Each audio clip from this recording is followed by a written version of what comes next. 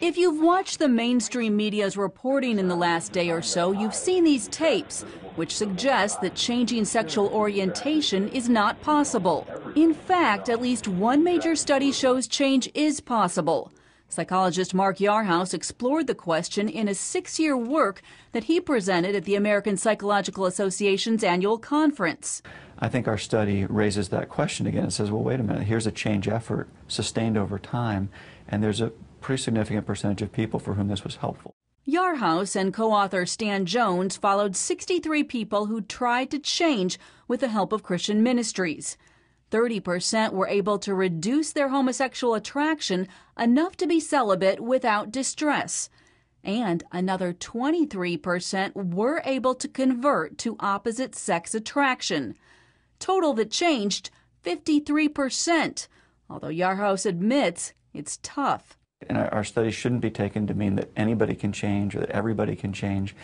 It does look like it's difficult. Some mainstream media are reporting that the American Psychological Association, or APA, has rejected so-called conversion therapy. But that's just not true. The APA has not banned it or even deemed it unethical. However, its latest statement does raise concerns. A 2009 task force report says efforts to change sexual orientation are unlikely to be successful and involve some risk of harm. Still, the APA notes that for some, sexual orientation identity is fluid, perhaps an open door for more research on this controversial subject. Heather Sell, CBN News. And joining us now with more is Dr. Mark Yarhouse, who you just heard from in our story. Doctor, how has your research been received by fellow psychologists so far? Well, the research we've done has looked at whether it's possible to change orientation through involvement in Christian ministries, and that research, some people view it as contributing something to the discussion. Others find that to be very controversial and tend not to focus on it.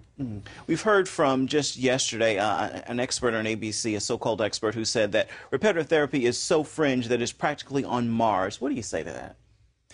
Well, it isn't considered in the mainstream in the APA, and so I think part of the issue is it's a research question. Is it possible to change orientation, and is it likely to cause harm? And that's an empirical question that should be studied for people where it matters, and that's typically conservative, religious people who seek this type of therapy.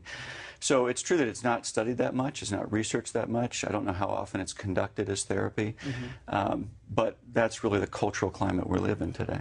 Now, you talked about harm. Critics say that it is harmful because it leads to false hope. How do you respond to that? Again, it's a research question. Is it likely to cause harm? There are certainly anecdotes, testimonies of people saying it's been harmful. There are testimonies of people saying it's been helpful. But that's why behavioral scientists do research, is to see how likely is it to cause harm.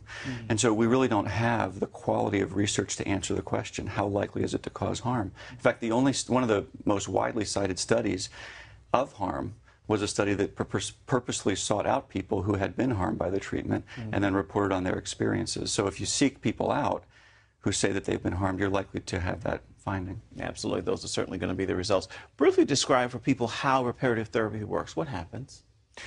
Well, reparative therapy is a subtype of reorientation therapy. So there are many ways that people in the past have tried to bring about a change of sexual orientation. Reparative therapy is a special type that is based on psychoanalytic principles. So we're looking at the 1960s, 1970s, thinking about parent-child relationships. And the idea there for a male, for example, would be a close binding and meshed relationship with his mother and a distant, detached father. And that's the idea behind that. But the research on that is not particularly convincing today. How do you define success with this type of therapy? Well, that's part of the problem in the research, is that people have defined success differently. They've measured it by whether the person's capable of heterosexual functioning, whether they ever get married, whether they report same-sex attractions, whether their analyst said that they were experiencing attraction to the opposite sex, and so on. So that's part of the question. We're back really to square one. Have we looked at good data as to whether reorientation can change? You've done a lot of research into this area. What are some of your findings in terms of the origins of homosexuality? Well, I haven't directly studied whether what causes homosexuality, but that's another fundamental question. When you look at can you change orientation, it's often premised on what caused homosexual orientation. And the short answer to that is we don't know. We really don't know what contributes. It's probably weighted differently for different people. Probably both nature and nurture contribute to some extent, but we really don't know the cause of it. Really quickly, we're just about out of time, but in the psychology community, there seems to be a slant against people leaving the gay lifestyle. What are your findings? Is that a bias you think that does exist? Well, I do think there is a sweeping sort of cultural consensus within various fields that people are either born this way or they are this way, and so they should embrace a gay identity.